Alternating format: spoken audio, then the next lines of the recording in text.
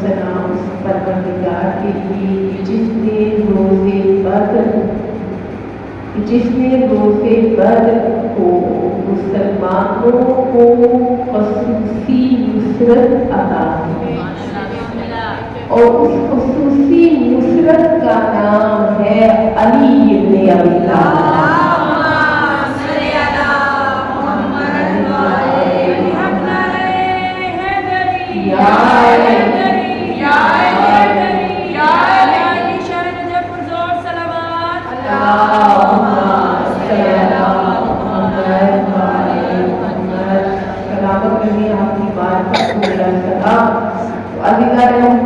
آج 17 رمضان ماہ مبارک رمضان ہے،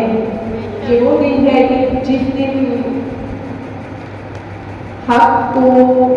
باطل پر وضاحت، حق کو باطل پر پہلی کامیابی حاصل ہے، اور اس کامیابی کا صحرا کسی اور پر نہیں،